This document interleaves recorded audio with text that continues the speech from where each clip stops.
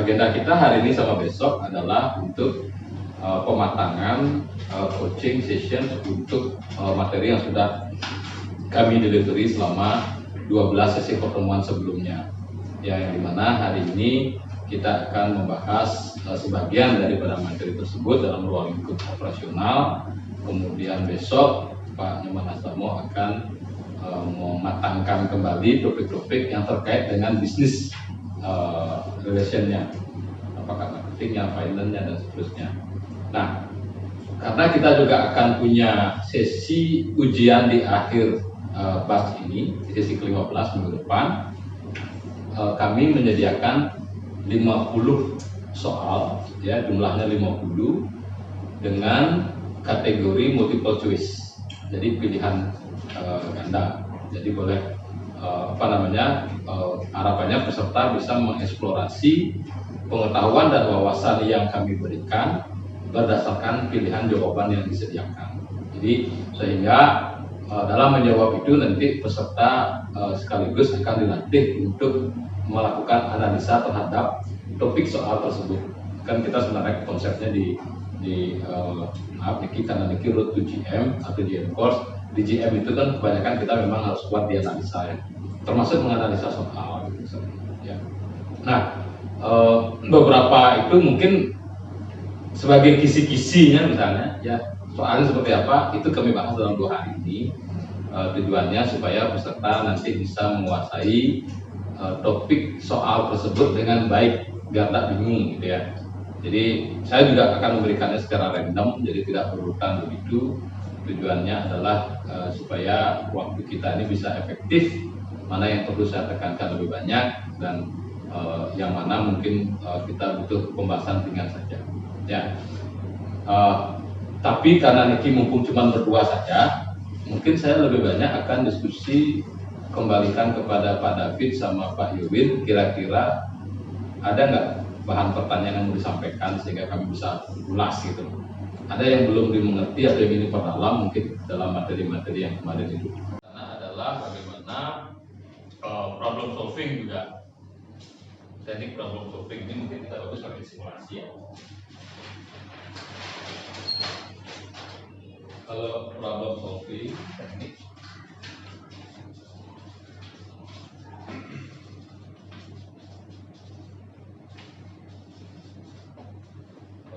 yang pertama adalah identify,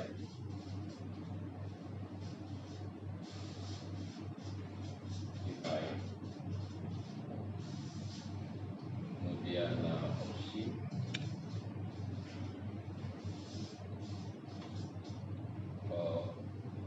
examine, kemudian actions, kemudian consequence.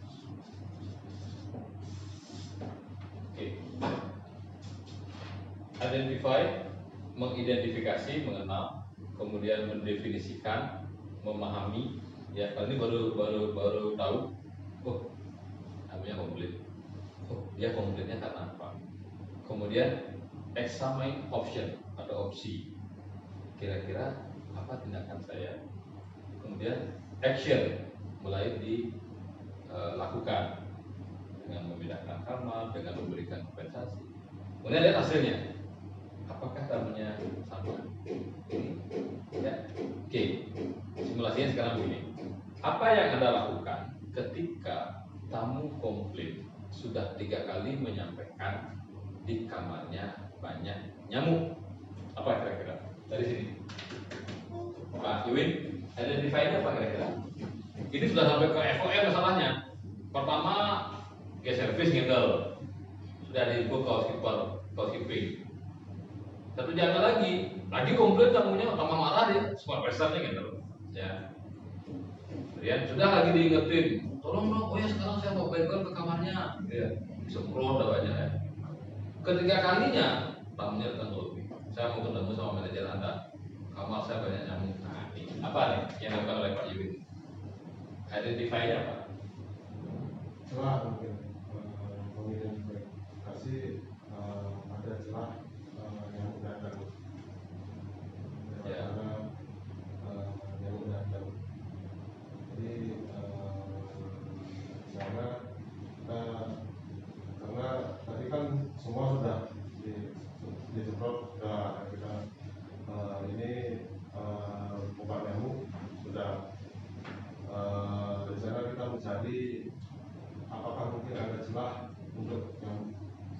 masuk ke kamar. Ya, betul. Oke. Kemudian itu identify-nya, Pak David. Define-nya apa? Apa yang Anda bisa tentukan, Anda tetapkan setelah mengetahui kayaknya ada sumber masuknya. Ya kan tamunya suka buka jendela, atau suka pakai AC, itu masuk jamunya dulu. Apa yang dilakukan define-nya? Apa yang Anda bisa definisikan, Anda bisa tetapkan dengan kondisi identification yang pertama tadi. Nah, terus dari identifikasi yang sudah dapat tadi, sebut tamu itu sudah ada dan tamunya terbuka jendela. Dan putusannya sudah di definisi saya sudah. Tamu ini perlu kita edukasi. Satu edukasi, kenapa ini bisa ada nyamuk. Nah, behaviornya begini. Nah, jadi saya teruskan untuk educate juga tamunya. Kita educate tamunya. Kemudian kalau sudah kita menyampaikan sesuatu yang kita edukasi tamunya, tamu tetap ingin sesuatu yang something more karena dia 3 kali dia komplain. Saya kira ada optionnya adalah sudah sampai ke option sebenarnya Pak, action karena kamu sudah 3 kali dan komplain berat karena mengambil case action. Kita berikan option sebenarnya, option kamu mau pindah apa tidak. Oke, stop dulu. Ya, itu sudah termasuk definisi bahwa sumbernya saya sudah tahu, ya. Kemudian keinginan tamu juga sudah saya tahu. Ternyata dia ingin buka jendela, kan itu harus edukasi kan. Kemudian kayaknya saya harus siapkan opsi nih. Kita jelaskan tadi kan, ditawarkan kan. Nah, dari sana mungkin ada lagi 5, silahkan. Tapi sampai di sana jangan dulu langsung siapkan kamar. Kita harus uji dulu opsinya, ya.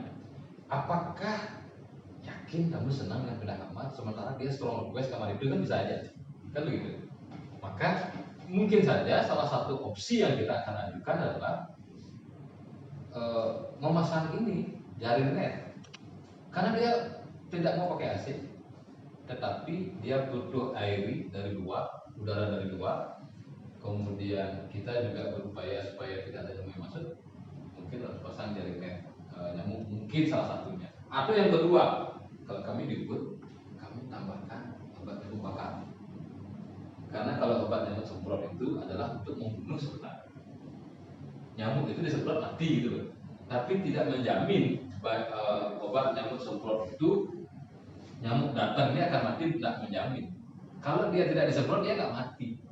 Nah, obat nyamuk bakar lah yang terus selalu ada. Atau yang elektrik itu ya, yang elektrik itu yang bisa ya digunakan. Jadi jangan yang semprot itu hanya untuk kalau di chemical itu dia heavy duty untuk pemeralinor itu adalah. Tapi untuk rutinnya dia menggunakan sprayer yang otomatis atau menggunakan elektrik atau menggunakan yang bakar itu, yang coil, mosquito coil. Itu kita uji semua, ya. Kalau saya pindahkan kamu, toh juga di sana dia akan buka jendela lagi gitu loh, itu misalnya ya. Kemudian kalau begini itu kita uji, ya. Nah, dari uji inilah baru kita tawarkan. Saya tawarkan ini bagaimana dan seterusnya. Karena satu, edukasinya betul. Edukasinya itu kita juga perlu pada saat define itu melihat bahwa mungkin kalau di building misalnya di Anda itu pasti ada lantai yang lembab biasanya ya. Lantai yang lembab itu ada. Yang di atas jarang lembab karena dia panas sudah tinggi dinding itu. Yang di bawah saja lembab, ya. Nah, itu kita kebetulan kamar kamu agak lembab sehingga dia nyamuk itu senang masuk. Karena ada kamar yang memang sirkulasinya bagus, pencahayaannya bagus, belum tentu nyamuk masuk loh. Karena tempat itu kering. Kalau tempat lembab itu mengundang bau untuk nyamuk itu senang, serangga itu senang. Kalau dia tempatnya kering, kayak di basah itu agak panas gitu, dibuka itu belum tentu nyamuknya masuk. Apalagi di lantai tinggi nyamuk nggak setinggi itu dia. Kita edukasinya seperti itu. Bahkan kenapa skema ini dibuat oleh para tokoh? Karena banyak sekali orang problem solving itu langsung di sini. Tamunya komplain ya, kasih baygon. Itu masalahnya bukan membunuh nyamuk, tetapi nyamuk banyak terus masuk loh, makanya dibutuhkan ini. Ya. Nah, oke, action apapun boleh. Ternyata tamunya minta saya mau pindah kamar, tapi saya nggak mau bayar kamar malam ini. Kita banyak rugi kan? Tapi demi tadi dia satisfaction, dan Anda punya wewenang approval, Anda sudah action begitu, belum selesai masalahnya itu. Ya, kita harus melihat konsekuensi dari itu. Konsekuensinya apa? Kalau kita melihat kecenderungan tamunya demanding, besok pindah masalahnya bukan nyamuk, kayaknya orangnya senang gratisan. Ada aja dibilang nanti kita perlu mengecek itu. Ya, nah ini kami edukasi kepada peserta. Kalau sudah jadi GM, bukan untuk menangani konflik, tapi untuk memberikan, karena gini, kayak tadi, staff sudah handle komplain, yang kedua supervisor sudah, sekarang manajer. Setiap tingkatan ini harus memiliki keputusan yang berbeda. Makanya saya bilang, ingat kan? Ya, saya pernah bilang di leadership, saya kasih tahu FOM saya, I support you anytime, anywhere. Kamu di rumah pun ada salah satu saya bisa. Saya naikkan dia. Jangan malu atau sungkan sama saya. Telepon aja saya kalau kamu ada masalah. Kalau kamu masih bisa handle pekerjaan. Kalau kamu tidak mampu hubungi saya, itu saya mau. Kamu ditafsir. Kalau saya hubungi Pak Ian, artinya saya nggak mampu. Maka dia harus berusaha. Karena apa? Kalau ada komplain, langsung ke saya, GM loh. Tamunya minta gratis, saya nggak kasih, kan saya bukan GM loh. I will check with the owner itu bisa, waduh, mendingan jangan udah komplain. Makanya saya pakai settingan itu juga. Ya, saya suruh maju dulu. Apa dia bilang? Pak, dia minta gratis Pak. Saya juga harus berpikir dong konsekuensinya. Kalau dia gratis, nanti kayaknya gini-gini gimana ya? Udah, kamu tawar dulu gini. Kita tawar dulu sama tamunya, bilang kita ganti dengan voucher gitu misalnya. Gratis bisa 2 malam, gratis misalnya. Kita kasih dia voucher untuk next visit dan sebagainya. Coba aja nawar dulu gitu. Cepat kan dia mau voucher itu dijual sama dia dapat uang, nanti kan begitu. Karena kalau sudah saya yang tampil, GM yang tampil, malu kita GM bilang, let me consider first and I will let you know tomorrow morning. Kayak malu kita. Mendingan GM dengan ketemu deh. Makanya kuatkan leadership Anda supaya second person Anda ini respect sama Anda. Kalau sekarang Anda selaku HOD, FOM harus protect atasan Anda. Jangan sampai atasan itu ketemu komplain, jangan. Karena kalau sudah ketemu, kita sudah susah ngomongin konsekuensi. Harus action soal. You are the decision maker. You have to make a decision now. Hidup ngomong. Karena hotel dan pariwisata ini adalah bisnis global. Di luar negeri gitu yang berlaku. GM is a general manager. Dia yang mengelola keseluruhannya. Tidak ada yang namanya owner di sana. Tidak ada yang namanya PT. Kuning company itu tidak ada. Yang ada adalah you are the top level position in this organization. Jadi Anda yang bisa menentukan hitam, putih, merah, biru, gitu. Bahwa ke Bali pun ke bawah itu mindset itu. Makanya sebisa mungkin kita mengenal ini ya di level leaders, apakah FOM, RDM, termasuk juga DGM adalah supaya kita bisa membuat keputusan yang berimbang. Ya, kalau staff itu kan dari dapat informasi dia langsung ke housekeeping, kayak nyamuk tadi, actionnya ke sana. Ternyata lagi udah punya komplain. Oh, saya cek dulu sama atasan saya ke supervisor. Supervisor, kalau dia bisa tangani, kalau enggak dia lari ke FOM sampai ke DM. Nah, hierarki ini saya kira sangat umum sekali, ya. Dan selama kita bisa memegang tahapan-tahapan ini, bukan berarti kita satu masalah itu bisa 2 hari menangani. Pak, saya harus sempat identify ya Pak, 3 jam Pak. Kamu sudah mendadak ya, belum dapat solusi gitu, belum dapat action ya. Bukan berarti ini 3 jam, ini 2 jam, ini 30 menit, ini 1 hari, ini pada saat check out enggak. Tapi kalau sudah ada menjadi budaya, maka satu masalah kita sudah langsung think tank ya. Contoh, tamu komplain, tamu room service, telepon ke restoran. Kan kalau ada hotel yang konvensional kita langsung ke restoran ya. Kalau kita di YouTube masih kadang-kadang reception tamunya telepon ke hotel. Tamunya order ke restoran room service, nasi gorengnya asin. Yang kena komplain front office, ya kena komplain front office. Jeleknya itu adalah front office bilang saya akan sampaikan ke FB. Itu jeleknya. Kapolri sebenarnya dia harus menyampaikan permohonan maaf. Selesaikan dulu sama tamunya, ya. Kemudian kita komit sama tamunya untuk memberikan kabarnya. Setelah kita koordinasi dengan kitchen, kasih dia timeline. Makanya edukasi staf kita di front office itu, dia itu mengambil pekerjaan GM dari sana sebenarnya. Front office itu micro size of GM job task, ya. Jadi sebagai central command, central information, dia harus bisa memberikan delegasi tugas dan juga dia harus punya informasi sebanyak-banyaknya, harus itu. Makanya saya itu kalau bisa lancar dengan hafla supaya bisa tercapai keinginan saya tuh pingin yang menjadi GM itu paling banyak itu adalah orang FO. Saya pinginnya begitu. Karena apa? Karena FO ini sudah terlatih dari ketika dia baru masuk kantor loh. Yang dilihat pertama apa? Lagi berapa CI? Karena kaitannya dengan housekeeping, kaitannya dengan engineering. Kamar ini belum CI ini ya. Kemarin ada komplainnya di sini. Boleh marah. Kau tuh mau mikirin departemen lain. Kemudian yang handle komplain itu paling sering adalah anak front office.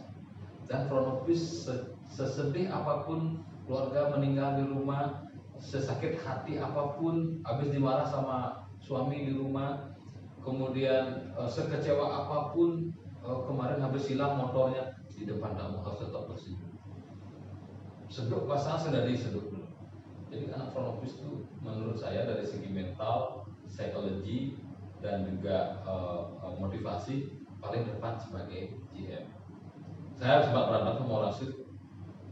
Wah enggak dong Pak, orang sales cari bisnis Pak. Loh, orang sales pinter, tapi kalau mentalnya tidak seperti anak front office berat. Mendingan kita cari pemimpin yang mentalnya kayak front office. Dia bisa mendelegasikan, dia bisa ngasih informasi, dia bisa mengarahkan, dia bisa berkoordinasi. Listrik bermasalah, dia pintar ngomong sama engineer supaya diperbaiki. Apa masalahnya? Tamu sedikit, dia bisa koordinasi dengan sales. Kalau dia sudah jadi GM, dia bisa arahkan seperti tadi itu berapa target 68, 70 gitu. Bisa aja. Ya. Kalau ini bisa lancar dengan hafla, ya kita bisa bantu dorong supaya lebih banyak teman-teman di front office itu menyadari bahwa peluang terbaik itu adalah mereka untuk posisi top manajemen level. Karena saya melihat micro size of job general manager job task itu di front office semua ada di sana. Orang dari level pertama kali menanyain kontrak ke kita juga, paling ditransfer sama anak FO, saya sambungkan ke sales ya, gitu kan? Ya kita sudah tahu Anda di bumi gitu ya. Nah itu problem solving kita yang dimana sekali lagi tahapan ini tidak bisa ditukar-tukar ya. Pelajari ini sebetulnya nanti keluar di soalnya. Identify, define, examine option, kemudian take an action, kemudian consequence. Ini nggak bisa ditukar-tukar. Tujuannya adalah supaya kita bisa selesai dengan satu masalah, tidak seperti orang buta kehilangan tongkat 2 kali. Cukup 1 kali, tidak ada masalah yang sama. Jangan dipindahkan kamarnya, banyak nyamuk, pindahkan ke kamar sebelah, ternyata kamar itu AC-nya bocor. Lagi komplain. Pindahkan kamarnya, kamu marah-marah. Pindahkan ke sana, AC-nya nggak bocor, nyamuknya nggak ada, TV-nya gerimis gitu. Gimana caranya dioperasi untuk menghindari yang begitu? Jadi kalau kita suruh eksekusi, pastikan dulu semuanya on top condition. Cek semuanya. Kita harus tahu memang tamunya misalnya kamarnya harganya murah dan sekarang Pak GM sudah ngasih complimentary. Tetap kita berpikir jangan sampai saya harus bayar lebih lagi dari konsekuensinya. Saya udah rugi 1 malam, saya sudah ngasih dinner. Jangan sampai di kamar yang baru ini dia dapat nginep 3 malam gratis nanti gitu. Dapat cek lagi semuanya. Makanya cara saya mengedukasi engineering ya supaya dia tidak mudah nyuruh anak front office pindah-pindah di kamar, masalah di listrik ya, masalah AC gitu ya. Saya bilang apa? Sebenarnya front office tidak masalah kan suruh pindahin kamar tamu sama gitu. Sebenarnya housekeeping tidak masalah dia menyiapkan kamar lagi enggak. Yang masalah itu adalah tamu jika dia nyanyi. Kan kita harus pindahin barang. Ada yang hilang 1, nggak hilang, dibilang hilang kan berat. Dan kita kadang-kadang nggak teliti, nggak foto dulu kan, kopernya, pindahin bajunya di sini bawa ke sana. Nah inilah yang kadang-kadang yang membuat kita kadang-kadang berpikir, kok saya sepertinya harus mengalah terus sama tamu gitu misalnya. Sebenarnya bukan kata mengalahnya, tapi kita melihat bahwa risiko kita di pariwisata adalah di kelamatan itu sendiri. Kita nggak bisa dinego itu perihal pelayanan tuh, tamu adalah raja itu betul lah ya, walaupun dia cewek raja atau bukan ratu gitu. Jadi pembuat keputusan ya. Jadi yakinlah bahwa ketika kita membuat suatu keputusan ya, tadi di chart yang tadi itu 4 leadership style, autokratik, birokratik, demokratis, dan juga language fair. Kemudian 5 tahapan tim development, starting forming, storming, kemudian apa yang ketiga itu norming, kemudian performing, dan juga transforming. Itu disadari ya, siklusnya itu naik ya turun. Kemudian di sana ada knowing each other, challenge each other, kemudian self perform, kemudian individuality, dan juga transformasi total. Baik, kita masuk sekarang ke, kemarin Pak Astama sempat memberikan materi terkait dengan Pronobis itu guest service assistant productivity ya, GST productivity ya. Saya ubah di sini menjadi employee productivity ya.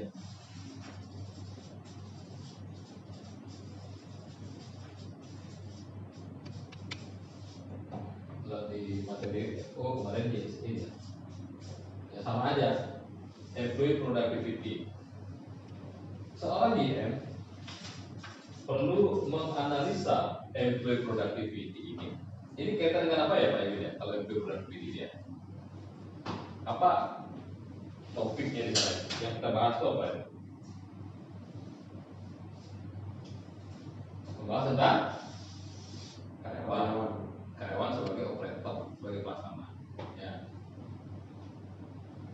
Ada sendiri kan di sini kan? Ada BHR, ada seragam, ada jam kerja, ya. Kemudian ada makan siang atau makan malam, kemudian ada sifat malas, sifat rajin, sifat cari muka. Itu yang kita harus evaluasi sebagai. Karena apa?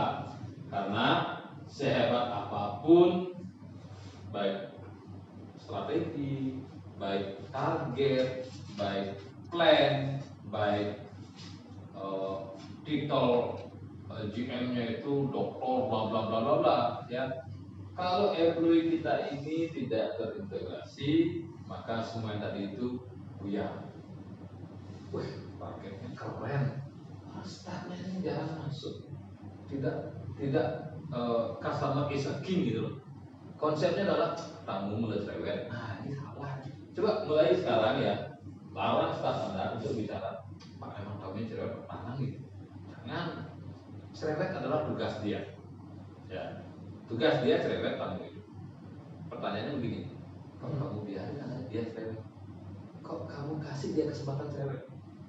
Ya, salah satu juga kebiasaan saya adalah, saya selalu bilang dalam suatu program pekerjaan termasuk di panitia apa, selalu saya bilang kalau saya di teman-teman maaf ya, saya orangnya cerewet loh, karena saya nggak bisa membiarkan hal yang salah diam begitu saja, dan saya tidak bisa diam ketika saya tahu yang benar tidak saya kasih tahu. Saya selalu bilang maaf ya, saya cerewet. Caranya supaya saya cerewet adalah tolong kunci mulut saya supaya saya tidak melihat hal-hal yang minor weight. Selalu saya bilang, siapa yang dekat sama saya pasti tahu bahasa saya itu. Sorry ya, saya cerewet bro. Ya, tapi kalau semuanya baik-baik aja saya nggak akan ngomong kok. Saya biasanya cerewet. Dan saya tidak suka menjawab. Bisa di sini misalnya Pak David ini bisa saya kasih tahu langsung kalau saya memang atasan Anda. Pak David tolong rupanya didiamin jangan suka-suka gitu saya. Saya cerewet orangnya. Kemarin di kampus saya baru ngajar juga begitu. Saya baru pas tak gini deh. Kalau yang bukan begitu kan pencet biasanya. Oke, jadi manajemen betul adalah bisa dia nggak bisa langsung gitu saya cerewet saya gitu. Nah, kaitannya yang tadi saya bilang sifat karyawan, kemudian jumlah karyawan, kemudian juga benefit yang kita keluarkan itu adalah karena GM bertanggung jawab terhadap revenue minus expense atau cost sama dengan profit. Inilah tanggung jawab kita. 3. Ya. Berapapun jumlah karyawan, berapapun jumlah tamu yang menginap, berapapun harga kamar, ketiga ini adalah pertimbangan kita untuk menentukan yes, this is a profitable, no, this is loss gitu. Ya. Kalau karyawan, Pak, saya butuh karyawan 2, Pak. Oh, rekrut aja. Oke, Pak, karyawan saya capek-capek kerjanya, Pak. Boleh nggak mereka dinaikkan gaji, Pak? Oh ya, naikkan aja. Ya. Maka di sini akan tinggi deh, benar nggak? Cost and expense akan tinggi. Ya, Pak, karyawan saya kan banyak cutinya, Pak. Boleh nggak sekarang saya nyari DW dulu, Pak? Cutinya pending dulu. Ya, kalau DW itu biaya ya. Jangan sampai sales sudah banyak dapat jualan, Anda juga boros di sini. Maka di sini dia akan turun. Ya, ini tanggung jawab kita di sini. Sehingga perlu kita melakukan menganalisa employee productivity. Perlu dianalisa ya. Ya. Jadi walaupun misalnya bilang housekeeper, Pak, kamar saya 100. Saya bikin di sini menjadi 10 section. 10 section masing-masing 10 kamar. Si pagi itu saya butuh orang 10 orang untuk handle 10 section. Kemudian sore hari saya butuh 2 orang. Kemudian malam hari saya butuh 1 orang. 10, 2, tambah 1, 13. Kalau 13 itu masa 2 minggu, 2 orang yang libur. Saya butuh 15 orang, Pak. Oke, 15 orang ya, terus kamar ya. Oke. My question is, how much is our occupancy? 42%, Pak. Oke. 42% itu artinya 42 kamar ya. Oke. Masih kamu butuh 10 section? Coba. Masih nggak Anda butuh 10 orang untuk masuk lagi dengan 42 kamar okupansi dalam 1 tahun? Itu salah satunya kayaknya. Kalau melihat full okupansi, yes, right. Makanya ketika orang opening hotel, pre-opening itu biasanya maksimum 40% from many guys. Maksimum 40%. Ya. Di pre-opening. Ya. Kenapa? Pertama, produknya masih baru semua. Ngedasin kamar, aduh, sheet bersih, nggak perlu dicek satu persatu, masih baru semua. Engineering masih bisa kan 40% itu semua departemen, yang mana bisa dikurangi dulu. Kalau sales dan marketing itu full team itu semua ya. Dia soalnya nggak ada depan gitu ya. Nah, kalau ini sudah selesai masalahnya di productivity itu, supaya ini aman, kita perlu, kalau sudah berjalan itu, kita perlu memperhatikan 4 hal. Benar nggak dia butuh tambahan karyawan lagi 2? Benar nggak? Perlu nggak dia dinaikkan gajinya? Kalau perlu naikkan gajinya pakai appraisal. Oh ya loh, dia dulu resepsionis, sekarang dia juga merangkap kasir, merangkap telepon operator, dan dia sudah 5 tahun kerja di sini. Angkat dia jadi senior staff. Itu caranya. Jangan naikkan gaji karyawan dengan level yang sama, jangan. Kan? Saya bayangkan ya 2012, 2015 itu kan pekerjaan IT itu tidak begitu penting kayak sekarang. IT itu dulu masih engineering yang mengerjakan desain, masalah CCTV dan sebagainya. Tapi begitu masuk ke desain grafis, waktu itu dia memang orang IT. Dia orangnya kerjanya bagus dan loyal sekali ya. Bahasa Inggrisnya bagus kebetulan. Jadi kalau ada masalah wifi, dia nggak perlu ngajak anak front office menjelaskan, dia langsung menjelaskan. Apa yang terjadi? Tiba-tiba ya bisa lihat di Facebooknya Prawidi. Wah, keren. Saya berpikirkan karyawan single, anggaplah dibanggakan oleh keluarga, pacarnya juga sangat cinta, dan akhirnya mereka sudah saatnya menikah. Pasti ekspektasinya tinggi kan? Wah, kurang mau gaji hotel. Padahal gaji dia saat itu sudah untuk gaji single, ya kan belum gaji berkeluarga. Saya udah mulai pikirkan, orang sudah berkeluarga pasti kebutuhannya meningkat, punya anak meningkat lagi. kalau nggak lunas harus pulang ke mertua, mau mertua pegang kapan. Saya pikirkan naikkan gaji dia, saya naikkan dia menjadi head of IT. Berani saya kasih posisi manajer karena memang levelnya masih muda. Tapi saya butuhkan orang itu karena kalau memang employee retention itu perlu dipikirkan. Ya, kalau masih bisa ngomong, mendingan ngomong, jangan dilepas karena kalau mau keluar. Apa masalah kamu di sini? Soalnya gajinya kurang, saya di sini Pak. Kita harus cek, benar nggak gajinya kecil? Apa masalahnya?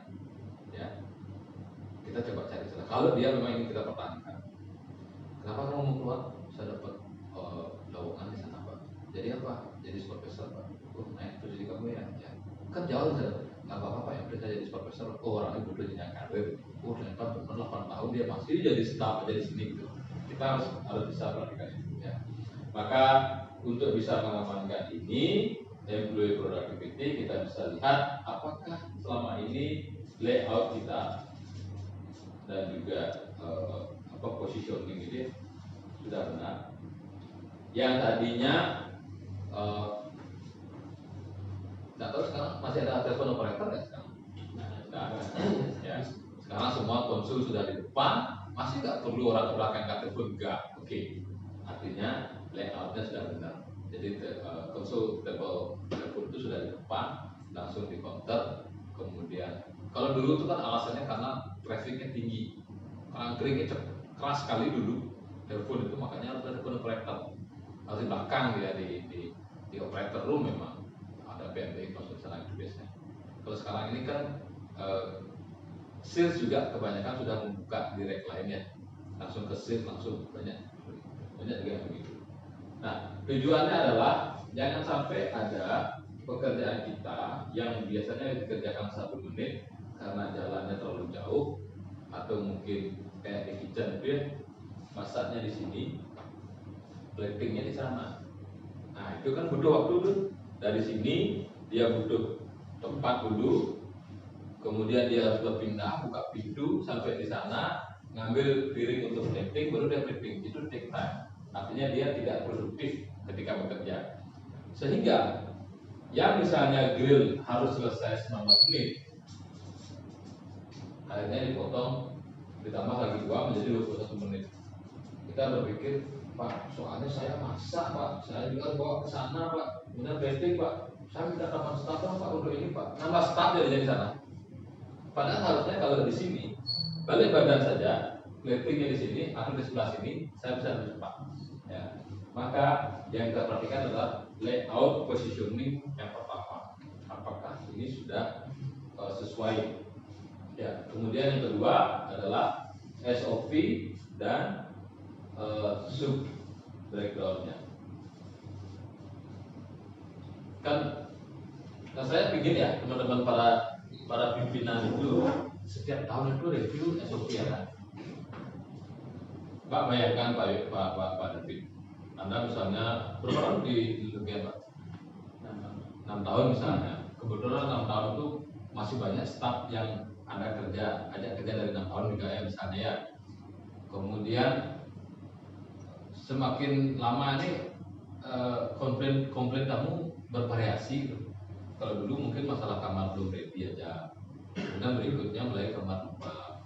Kemudian berikutnya setelah tahun kelima itu faktor engineering, yang mulai AC bocor, kemudian air panas tidak stabil, dan selalu begitu ya. Nah, ketika kita mengukur employee productivity, tiba-tiba Pak David berpikir, staf saya ternyata tidak detail mereka atau konfirmasi kamar yang ready sejak ini. Mereka udah 6 tahun di sini, udah pernah saya trainingkan dulu 5 tahun lalu misalnya. Nah, kita perlu melihat SOP-nya. Apakah selama ini SOP itu masih relevan? How to prepare arrival room di housekeeping? Siapa yang buka yang pasang status ready kamar di PMS housekeeping atau housekeeping? Apakah itu mereka sudah lakukan dengan benar atau mereka cuma mengejar target saja? Sebelum jam 2 harus sudah dibuka statusnya supaya FO tahu gitu misalnya kan. Nah, sekali-sekali perlu ada front office melakukan random check. Apakah kamar itu dibuka di sistem ready Padahal di kamar sebenarnya belum dikerjakan gitu misalnya. Di tempat Pak tamu diantar nggak ke kamar C-nya?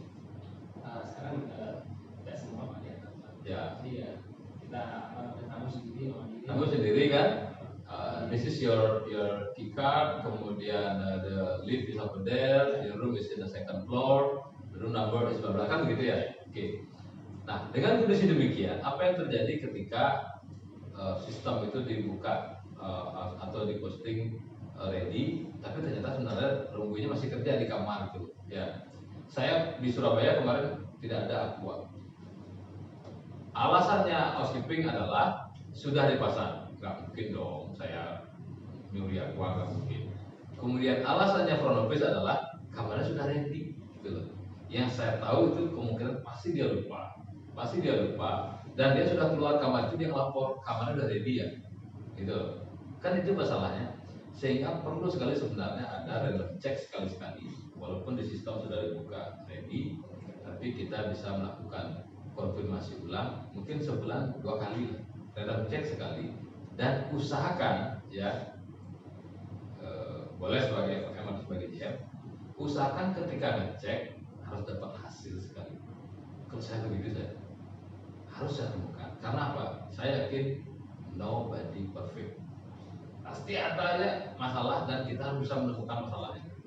Sehingga pekerjaan yang kita kontrol itu bagi si kayak sekarang misalnya housekeeping ya, housekeeping itu menyadari dia, ternyata tahu aku lupa setel towel bersih gitu misalnya. Ini lucu nih kejadiannya. Saya kan biasa sering ketemu dulu masalah towel hilang satu gitu ya, termasuk face towel lah yang kecil begitu. Kan ketentuannya kalau memang dibawa oleh tamu dia harus bayar, ya. Atau kalau dia ditanyakan dia lupa ke bawah, dia bisa kembalikan, selesai masalah kan. Saya cekin kamarnya Twin, kebetulan kamar double, kamar single-nya penuh, ya, kamar king bed-nya penuh.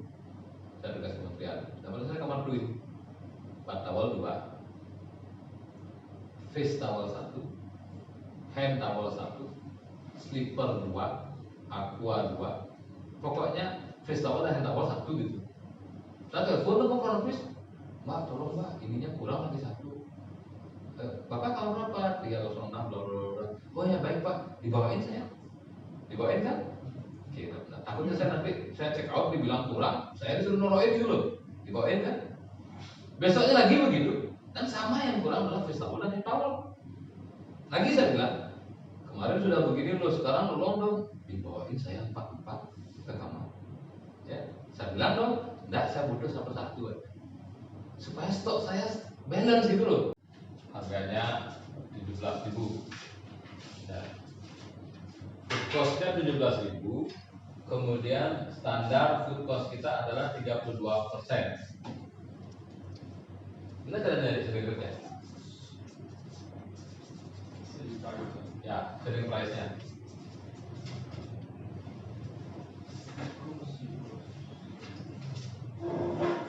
Food cost-nya 17.000, standar cost kita 32%. Jadi 17.000 itu adalah 32%. Gimana caranya nyari selling price?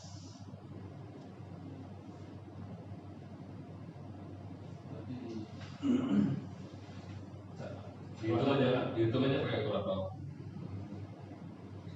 Jadi selling price-nya 16,83. Gimana caranya nyari? 17.000 dikali 58%, jadi 68%. Ya 100%. kali 100 kali 32 58 53 berapa dapatnya? 53 125 53 125. Oke. Coba kita hitung ya, bentar ya. 53 125. Price cost 17.000, profitnya berapa ini?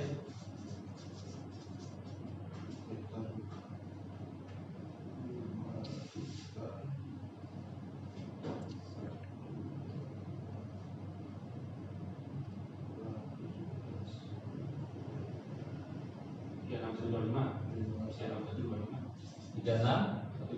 125. Oke, ini profit ya. Sekarang kita cek lagi. Kalau costnya 30%, maka profitnya berapa persen? 68%. Baca benar nggak 68% dari jawaban? Dengan selling price sekian, benar nggak 68% profitnya itu jumlah 360?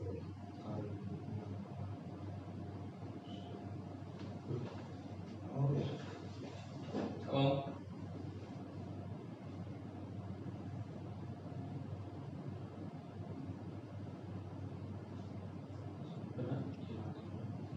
kamu nggak?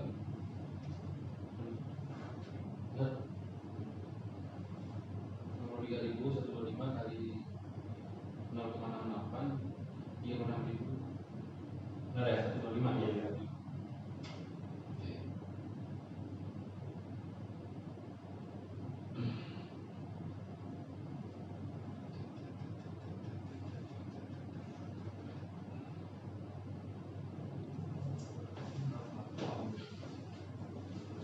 Juga dapat.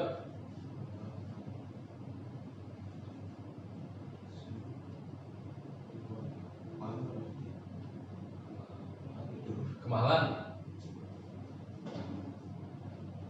Kan jadinya kalau Caranya adalah yang pertama ini sudah benar, ya. Food cost 17.000. Kenapa kita perlu menganalisa ini? Karena seorang GM itu kita tetap fokusnya di sini. Ya, berapapun dia costnya, kita tetap mainnya. Gak boleh lebih dari 30%. So means that you have to adjust the selling price.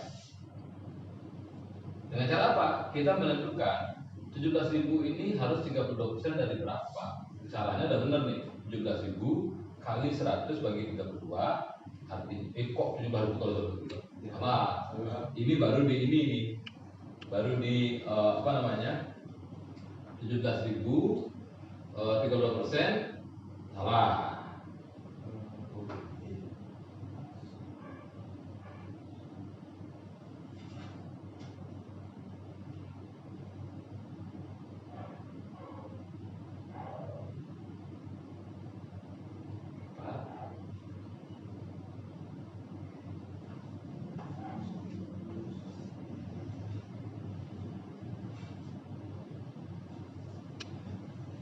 $17.000 food cost-nya.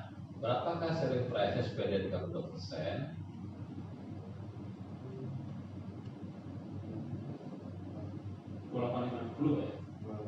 tambah 68%. Baik. Paling tidak dia itu sekitar 50-an memang. Betul nggak?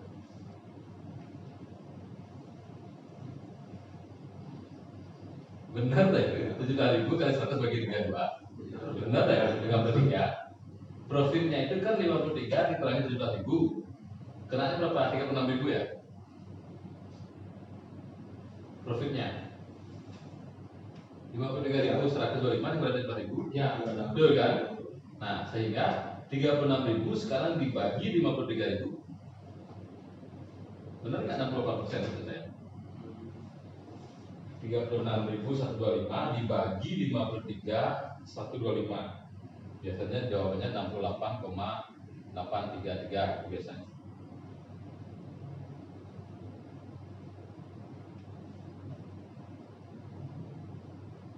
Tak kamu? jadi 64% benar. 0,68 kalau 36.000 125 36 125 bagi 53 125 68. Ya betul lah. Ya. Nah jadi kita sebagai analis ketika kita melakukan analisa kita perlu mengecek ini tidak pernah dirubah. Ya, yang berubah itu adalah ini selling price. Kalau misalnya sekarang inflasi naik ini menjadi 18.500, maka 32%-nya harus 18.500. Harganya perlu dirubah. Kan saya nggak tahu zamannya dia sekarang ya. Kalau saya tuh dulu FB itu maksimum 33% costnya. FB cost 33%. Yang dimana F foodnya itu bisa sampai di 37, kemudian beverage-nya either dia 27 sampai 29%. Itu biasanya. Sehingga rata-ratanya dapat 33%. Ya. Kemudian contoh soal yang lebih sulit lagi sedikit. Sulit saya bilang.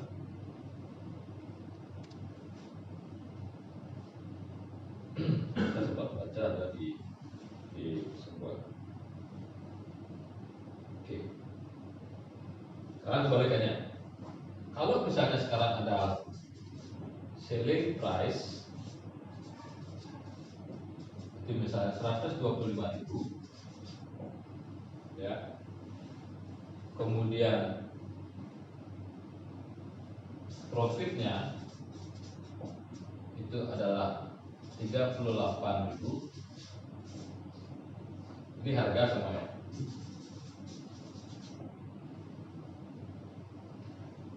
Cost-nya berapa persen? Persennya ditanya. Karena kita perlu menganalisa. Harganya 35.000, 38.000 itu adalah profitnya. Gimana caranya jadi? 35.000 dikurang 34.000 itu merupakan berapa jadinya? Berapa jadinya? 87.000. 87.000. Dibagi 125.000. Ya.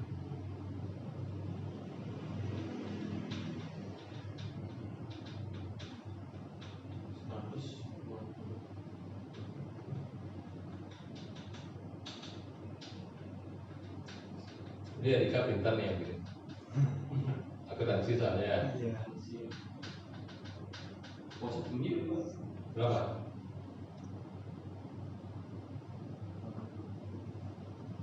Pasti di atas 50. di 50. Hampir 70 kali ya.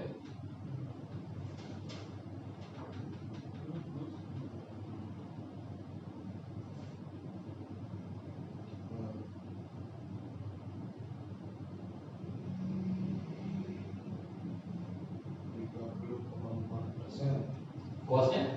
Nggak mungkin. Cost-nya pasti di atas 70%, di atas 50. 69%. Coba ya. Coba kita itu 9,6%.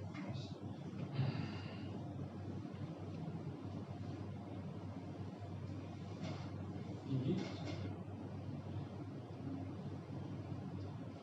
87.000 is the cost dibagi 125.000. Ya, 69,6 ya. ya. Pak Iwin ketemu dibagi aja.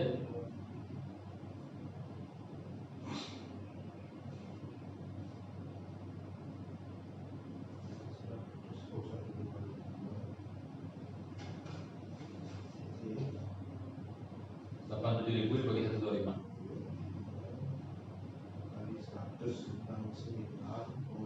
Ya, ya. Nah, dari dua contoh soal ini, kepentingan kita selaku GM adalah sometimes we will see the cost at that numbers 17.000 ini kita melihat ini mungkin tidak mahal, ya. Tapi mungkin juga kita melihat ini terlalu rendah gitu. Maka acuan kita adalah kita coba menghitung benar nggak sih dia jualnya sekian supaya ini termaintain, ya. Itu yang pertama. Kebalikannya di sini adalah jangan terlalu gembira dulu ketika kita disebutkan Pak profitnya ini banyak Pak 38.000 Pak. Tapi ternyata tadi Pak Iwin Pak David pernah bilang Pak tinggi itu Pak kuasa Pak. Gitu loh. Jadi kalau di pricing strategi kan kita ada yang apa namanya markup price, kemudian yang kedua itu metode margin percentage, ya. Kemudian yang ketiga itu trend. Nah ini yang kadang-kadang mengganggu ini, Pak. Gitu. perusahaan saya itu Circle K Pak, nggak bisa saya jual bir 46.000 Pak, supaya costnya itu between of 30 to 35% Pak. So we have to adjust the price. It's similar like Circle K. Berapa Circle K agak gede? 25 ya. Sementara cost price-nya sekitar 19 sampai 20.000. Itu kan costnya tinggi banget. Oke, fine. If that is the decision, means that we have to play with the other item. Kita harus bermain dengan menu beverage yang lainnya. Karena kalau bir bintang itu nggak bisa kita bikin duplikat atau bikin yang manual supaya rasanya bir, supaya costnya 30% tapi harga 25.000 nggak bisa. So we have to play with the others menu item of the beverage. Apa ya contohnya? Bisa kita bermain di sana. Cocktail, ya, karena di sana kita bisa bermain dengan ingredient, termasuk juga spiritnya. Yang margin paling banyak kalau dari segi minuman buatan homemade sendiri itu adalah jus dan mocktail. Marginnya banyak itu karena kontennya lokal semua. Tapi kalau di cocktail, we have to change the spirit using the local one untuk mendapatkan harga yang lebih murah costnya. Nah, untuk yang di Kuta, kalau tamunya fanatik, dia tahu ini, wah ini dipakai spirit lokal, ini bukan ram yang asli gitu misalnya. Ya, untuk tequila dan sebagainya. Nah, kita harus cerdas di sana. Poinnya adalah kunci happy manager Anda jangan lebih dari ini. Pas tapi birnya 83% Pak, kosnya Pak. Saya nggak masalah, yang penting saya minta ambient 33 ya tadi ya. Di cost 33, di food misalnya 32. Saya minta 33 maksimum, nggak mau lebih dari itu. Maka seperti tempoh hari saya punya pengalaman wine cost saya keluarkan dari beverage cost. Tujuannya adalah wine cost, there is no cost price actually. Tidak ada harga pokok di sana. Yang ada adalah commission fee. Setiap laku saya dapat komisi sih, karena sifatnya consignment atau konsinyasi. Ya, nah ini pertimbangan kita perlu seorang GM ketika kita menghadapi hal seperti ini. Kita menghadapi hal seperti ini ya. Oh ini. Tamunya duduk rame banget di bar, di restoran tamunya rame. Tapi kok profitnya kecil ya? Nah ini kita lihat, ini kamu costnya tinggi, gitu. Atau kalau di happy management baru saya bilang ada beberapa yang mempengaruhi pricing strategi di F&B, profit kita terganggu. Misalnya apa? Presentasinya harusnya teh itu menggunakan cup, ada menggunakan gelas bir, otomatis costnya lebih tinggi ya. Kemudian nasi goreng harusnya menggunakan dinner plate biasa, Anda menggunakan square plate yang besar sehingga porsinya lebih besar, ya. Tebal ya, jadi 1,5 porsi, padahal harganya sama. Ya. Kemudian jual tom yum soup harusnya menggunakan bowl soup itu yang pakai kuping itu misalnya, karena kita pakai porsi yang kecil, Anda gunakan bowl yang besar untuk salad misalnya. Nah ini mempengaruhi konten ingredient di dalamnya, otomatis akan banyak ya. Nah kurang lebih untuk hitung-hitungan itu contoh soalnya seperti itu, dan apa yang saya sampaikan tadi itu adalah bagian daripada soal-soal yang rencana akan dikeluarkan juga minggu depan jadwalnya. Kemudian yang terakhir dari satu, saya mau kita belajar menghitung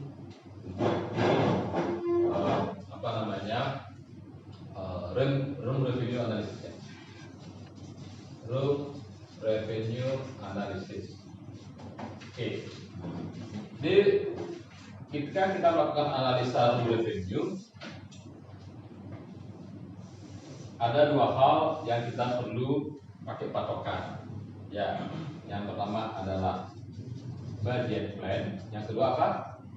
Kalau kita mau menganalisa sama budget sama aktual materialization ya. Oke, saya punya kamar 8.000 kamar per tahun annual ya, per tahun ya. Kalau budgetnya 8.000, availability materialization juga 8.000 sudah ya. Nah, untuk room revenue biar kecil angkanya, biar tak terlalu besar, saya nggak ngambil total dia. Room revenue budgetnya adalah 1.271.271.500 ya. Ini room revenue-nya. Materialize-nya adalah 1.632.250 itu sama room revenue ya. Kemudian diketahui okupansi percentage budgetnya adalah 42%, kemudian materialize-nya adalah 44,6% ya okupansinya. Nah, pertanyaannya misalnya yang ingin diketahui berapa sih ARR? Bisa dihitung nggak ARR? 8.000 itu room available.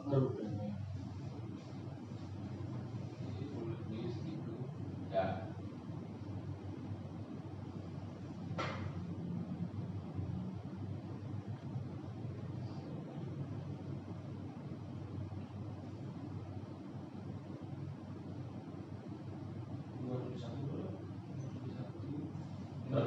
Berapa? Oh, 2.1.500 ya budgetnya.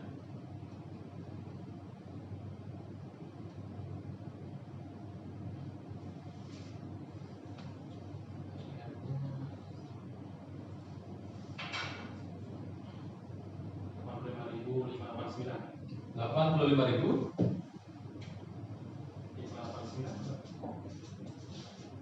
Nah, apa? Hitung aja coba. Pak, itu yang mana dengan yang mana? Oh, jadi ini budget. Oh, yang budget. Oke, yang budgetnya Bapak hitungnya adalah dihitung apanya yang pertama dulu? Itu saya room revenue. Room revenue, Nah, kemudian dikali okupansi. kali okupansi, Berarti room itu apa? room. Oke. Ya. Itu dapatnya sekian ya. Lebih aktual 457 Di mana di aktualnya? ya, Berapa? 457 Hah? 469. Gimana caranya gitu? Okupansi 44,6% dari 8.000, totalnya Berapa? 3.568 Benar ya? ya. Oke, selanjutnya Room revenue dibagi okupansi rumah 3568 itu. ya, Jawabnya 457. 57. Ya, betul. Ini gimana caranya gitu dari sini salah? Langsung dari sini kayaknya ya, bagi 8.000 ya. Jadi saya dapat Ya. okupansi Jadi, oke. Kadang-kadang soal itu tidak menyertakan data yang lengkap. Kita harus nyari dulu kayak ini. Kita cari dulu room net soul-nya. Room net soul-nya berapa? 80.000 from 44,6% from 80.000 dapat hasilnya. Baru room revenue dibagi sekian, itu misalnya. Ya. Nah, yang paling penting adalah kita harus tahu dulu kalau kita menganalisa, kita harus punya dulu plan-nya apa, budget, ya. Karena kalau ini kan kebetulan pertanyaan saya di sini adalah berapa sih ARR-nya? Bisa saja pertanyaannya adalah berapa persen diskrepensi pencapaian ARR? Itu lebih panjang gitu, ya. Bikin dulu ARR budget plan, bikin dulu ARR aktual, kemudian aktual dikurangi budget. Bisa jadi hasilnya negatif atau positif, bisa menurun, bisa naik, ya. Kok kita belajar matematika itu Pak? Karena kita butuh menganalisa. Kita harus menganalisa. Tujuannya apa? Sekarang 2022, 2023, inilah kita pakai dasar. 2022 kita melebihi budget. Masa 2003 kita di bawah budget? Maka 2023 usahakan budget itu lebih tinggi daripada budget 2022. Ke sana. Iya, jangan ada lebih pintar dari kita jadinya. Ya.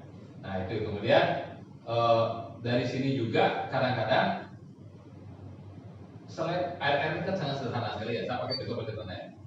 Yang paling spesifik challenging buat kita dalam mempush staff kita terutama di sales itu apa biasanya? Selain ARR, Redpart, ya. Redpart itu dominan nggak penting di tempat kerja ada Pak lagi? Penting untuk mengetahui banyak orang Baik, kamar kamu. kamar berapa adanya. Revenue pertama jadi mengetahui dari banyak power dan Ya, mungkin agak keliru ya. Itu namanya ADR itu. Every daily rate sebenarnya itu. Kalau Redpart itu adalah kemampuan sales kita untuk menjual dari setiap kamar, dari semua kamar. Dari 8.000 itu berapa sih dia mampu menjual? Karena revenue per available room artinya harga per setiap kamar itu. Kalau misalnya yang dijual sedikit, maka Redpartnya kecil ya.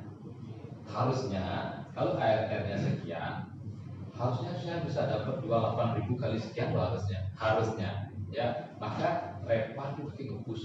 Redpart kita rendah, padahal ARR tinggi loh. ARR tinggi loh. Kenapa? Karena ARR ini berdasarkan yang net sold, yang terjual saja. Sementara kenapa saya butuh Redpart di push? Karena 8.000 dikurangi 3.568 is about 4.230 berapa di sini ya? 4.432 kamar ini tidak menghasilkan duit, tapi saya harus bersihkan, cleaning. Ya, biaya gaji karyawan, listrik untuk buffing. Ya, makanya kita ngepusnya itu di Redpart. Niki untuk penyemangat aja dulu. Oh, ARR-nya tinggi ya, but your Redpart is very low. Rendah loh, Pak. Orang Redpart kan kamar tidak semua terjual. Kenapa, Pak? Loh, kamar tidak terjual ini saya tetap harus bersihkan dan staf saya juga harus dibayar gajinya. Kemudian juga yang rusak juga harus saya perbaiki. Nah, itulah kenapa kita, kalau dulu saya terus terang ini aja, ARR itu satu. Tapi seiring dengan kemajuan perkembangan hotel, kemudian owner ini semakin pintar untuk menghitung profit ya. Sebenarnya saya belum happy sama dengan sini sobat. Karena ternyata Redpart kita rendah sekali loh. Cuma kalau 457 dengan yang available-nya sekian, ini sekitar kalau nggak salah saya 230-an lah. Redpart-nya jauh rendah ini karena dihitung kamar yang pekan itu. Nah, kalau yang dibilang oleh Pak David tadi, untuk melihat baik ini average daily rate-nya kita. Ya, jadi average daily rate itu adalah bagaimana satu kamar itu is not only spent for room rates, but also mungkin dia F&B dan seterusnya. Jadi dia per cover folionya. Oke. Saya yakin bagus nilainya berdua, sudah saya bocorin semua.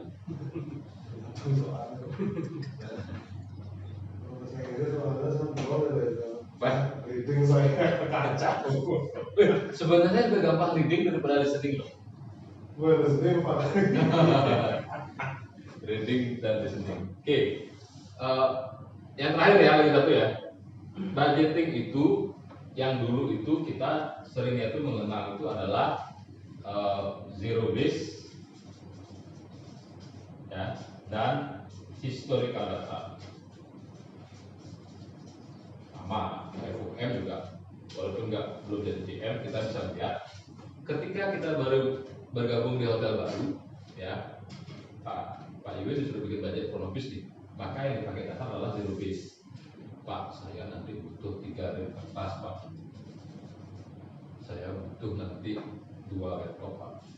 Nah itu zero base itu ya. Tapi kalau sudah berjalan tahun kedua, tahun ketiga, itu historical data ya. Contoh, tahun lalu saya ngabisin 3 ring kertas, ini data tahun lalu.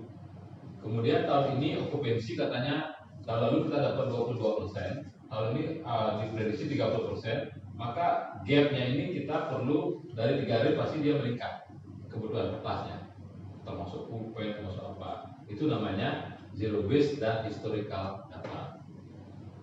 VUCA, volatility, uncertainty, complexity, ambiguity, contohnya apa? Pandemi. Ya, ini tidak berlaku. Jadi cara untuk membangun atau develop budget itu zero base budget, history data, tambahnya satu lagi sekarang adalah apa? Trend. Pandemi sih, tapi saya 30% kok okupansinya, orang lain tutup hotel, gitu ya. Iya sih tamu lokal, tapi saya jual menu Nusantara. Ya, seperti di The Deck, saya lihat waktu saya makan di sana kan menunya masih lokal, masih terjangkau bagi orang-orang Denpasar. Ya walaupun namanya sudah banyak bully. Nah artinya apa? Mengikuti tren, nggak bisa menggunakan surga data. Tahun lalu itu yang ada steak loh. Sekarang kita jual steak belum tentu. Mungkin jual makanan Indonesia lebih laku. Tapi saya tetap ingin jualan Western food, Pak. Oke, let's smaller in size, kecilin size-nya sehingga harganya masih terjangkau. Ya, nah ini konsep yang dipakai membangun atau membuat budget yang dari dulu itu adalah zero base untuk hotel baru dan historical data untuk hotel yang beroperasi. Tambahannya karena VUCA, contoh pandemi, tidak menentu dia pakai tren. Apa sih trennya sekarang, itulah budget kita. Nah kemudian dari sekian cara ini, mau dia zero base maupun historical data maupun tren, ya karakter daripada budget itu ada dua, kualitatif dan kuantitatif. Kualitatif itu artinya tidak dihitung secara nominal, tidak ada jumlahnya. Tapi kuantitatif itu ada jumlahnya. Contoh, budget room revenue 1.600.000.000 sekian. Ini nggak bisa dibayangkan. Ya kira-kira nanti jualannya sekitar 1 sampai 1,5 M lah, nggak bisa. Dia harus angkanya pasti 163027150 pasti. Ya, itu namanya kuantitatif.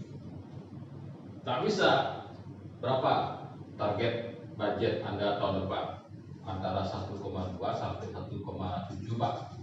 Nah, nggak bisa. Kalau budget itu duit yang bisa dihitung harus kuantitatif.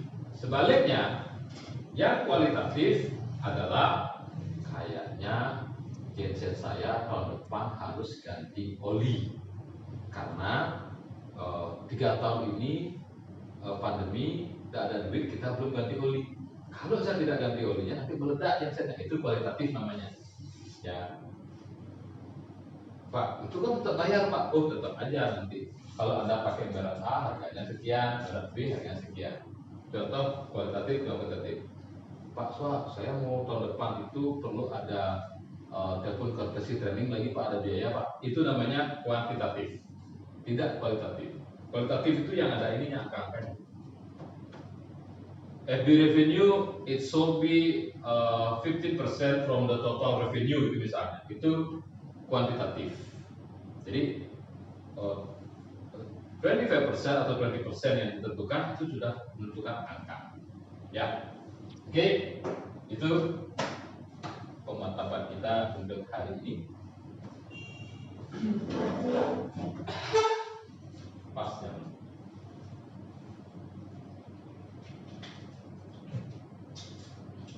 Stop. Nah.